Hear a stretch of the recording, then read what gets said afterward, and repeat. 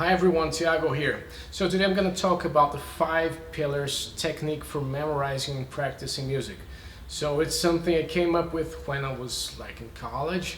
So I'm going to talk about this in length so you can learn it and you can try and practice and use this whenever you're practicing or learning new music or trying to understand something that you're still not very familiar with or memorizing stuff, long things. So come along with me. So it was about 2005, 2006, I was in college doing my classical guitar degree. I was still doing my undergraduate studies and trying to learn stuff. And all the time I would be asked to play in recitals, master classes, and it was nerve-wracking. It was not easy. Not that I never had an issue with going on stage, but with classical guitar things got a really bad turn for me, especially since I would play solo pieces and it would be pretty hard, and I never felt I could grasp it or memorize them in a way that I felt was good. And more often than not, I would my hands would shake, I would like forget parts, I would try to get through stuff, but everything kind of failed and fell apart, especially when I took master classes, because then when I was on stage playing something, it was something I could get away with even if I made a mistake or so, or several mistakes. But when it was like a master class and I had a teacher in front of me and I had to play, and it was like I felt it was going to be like a public massacre. It was not a public massacre, but I felt like it. So I was in trouble, especially since I was doing a performance course and I had to perform, so it was troublesome for me. And even though I was not a lazy student, I was putting on the hours, I was doing the work, I was trying to learn the repertoire the best I could, but even though it was really hard for me to memorize anything.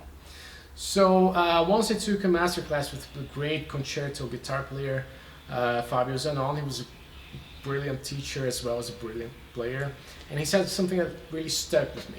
What he said was, the less prepared you feel, the more nervous you're gonna feel. So that kind of really stuck to me, and I was like, it was really true, because I wasn't feeling really prepared. I was feeling like I was missing something every time I was going on stage and trying to memorize long pieces, and it wasn't there. I felt like it was like this very feeble thing I was trying to do on stage, and more often than not I would get like really bad grades sometimes on the final exam. So it was my last year, my senior year in college. So what I did, I took some lessons on performing with a great piano concerto player, Araceli Chacon. She actually never had a big career, but she was like a prodigy child, and she was really accomplished, really talented, and from a young age she was doing tours all over the world playing piano. And she kind of abandoned it because she said it was too mechanical for her. She would only play the same pieces every night, and she was feeling that her body was doing it but her soul was not. She was a very profound person and with an incredible sense of empathy. So what happened is, like, I played the Bach fugue for her, and I played okay. It was not bad, but she said something that for me sounded kind of vague, but then eventually it made sense. She said, "Oh, you're playing, it feels too mechanical. I only see your hands doing it, but I don't see your whole self doing it. You're just doing like parts of it." And I said, "Okay, thank you, but what can I do to improve?" And then she gave me the best advice that I've ever took from any music teacher ever. So what she said to me, I said, "Okay, take a little piece of music and try this. So you're gonna play it in 5 ways." So that's why I call it the 5 pillars technique. So she told me, "Okay, first you're gonna look at the sheet of music and you're gonna play it, and you're gonna see all the fingerings, where everything goes, the notes, the scales and everything." I said, "Okay." And then she told me, then you're gonna play it with looking at your fingers and see where they're going and whatever. I said, "Okay."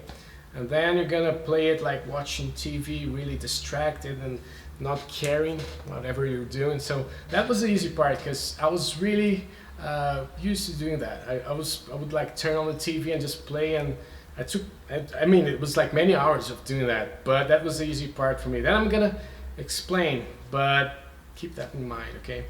So then she said, okay, the next one you're gonna look at a focal point. It can be anything, it can be your shoe, it can be your, I know, your television, but you're gonna do that and you're not gonna think about anything. That was a pretty difficult one. So, and you're gonna just empty your memory and just play the music. And the last one, you're gonna close your eyes and play it. And I said, okay, I'm gonna do that.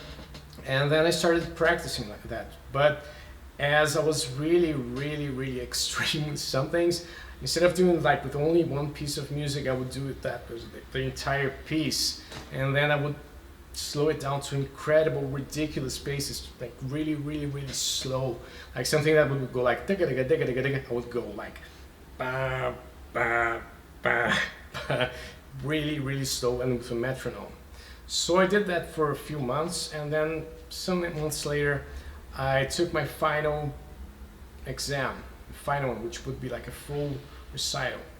So what happened was, it was my best recital ever. I took like the maximum grades. I took, my teacher was really pleased, and he was really, I mean, he didn't know what happened to me. So I explained to him, I took these lessons with this piano player along with the other guys, and he said, oh my God, it really showed improvement. And he said, okay, that really, it was a game changer for me. So I'm going to explain in detail whatever it is I did. So the first thing you have to know is that you're going to use what I call an analytical memory. So what is that? So if you take a sheet of music, or maybe it can be like a piece for whatever instrument you're playing, it can be a classical piece, it can be like a song from the real book, it can be a score, it can be anything. So what you're going to do is you're going to perform that, but looking at the sheet of music. So instead of just glazing through it and going through it, you're gonna really analyze whatever it is you're doing. What scales, chords, what type of phrasing. You're gonna analyze the structure, whatever it is you like. If you're like a jazz player, you can, let's say, analyze the 2-5-1 harmonies. If you're a classical player, you can analyze the voice leading. If you're a flute player, you can analyze, I don't know, the ornamentation on a Baroque piece. It can be anything, as long as you're analyzing the music. And that's gonna help find some hooks within your memories. And every time you play the song, you're gonna say, oh, that's when he uses that scale. Oh, maybe he's doing, I don't know, this chord progression. Or maybe you can say, oh, there's a cadence here, and you can ornament it in the Baroque style, whatever, as long as you're analyzing it, okay? Second one is visual memory. So that doesn't work as well if you're a singer, but maybe you can try and visualize what's happening inside of you. But if you're a piano player, flute player, guitar player especially, since I'm a guitar player, so if you can look at your fingers and see what they're doing and where the fingering is going, if you're playing a bar chord or scale, or if you're whatever it is, you have to do visually for that to work. You can even look at kind of theoretically, or says, oh, I'm looking at this arpeggio. That really gives you like the visual memory for whenever you're playing. So you can do that as well. The third one is the one which I call a muscle memory, and I used to do that a lot. So what really impaired me is that whenever I was practicing, and it was like many hours, I would really take my time doing that, and I really spent the hours.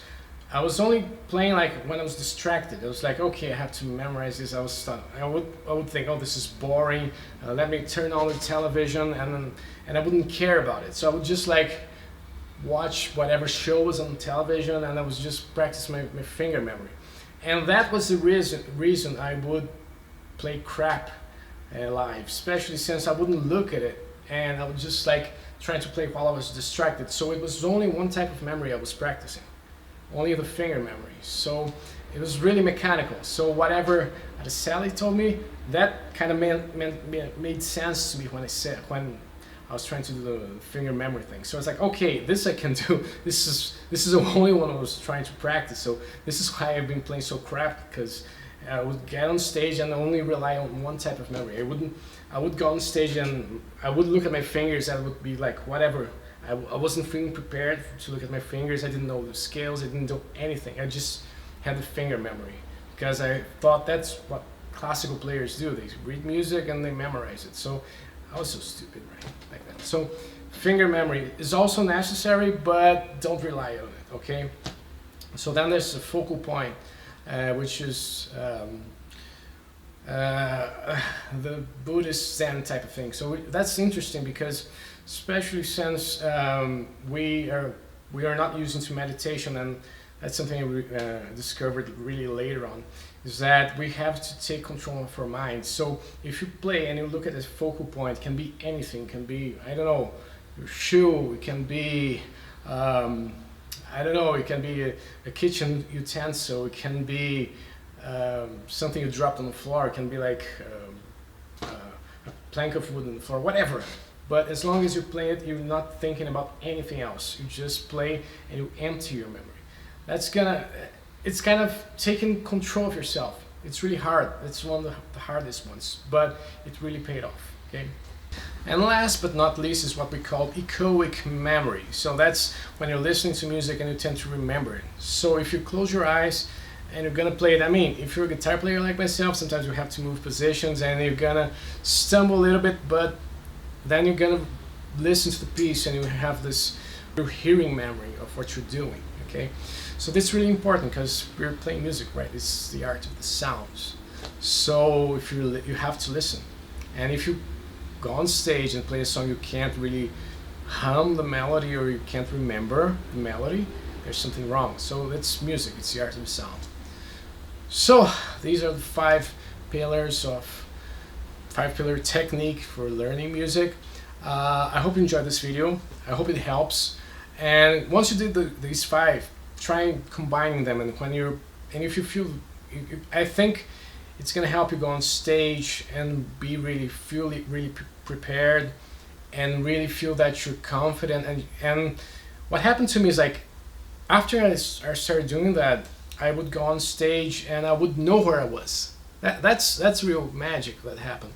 Every time I would lose focus on one of these elements, I would, okay, my fingers are here. Oh, that's that scale. Oh, there's that part that goes. I would know where I was. So that was really important because then I felt confident with the whole spectrum of music that was happening with me. And of course, I was still doing the finger memory thing. So I hope you guys enjoyed this video. If you like it, just subscribe, click on the bell on the notifications and like button. That's gonna really help my channel. Okay, so see you guys next time.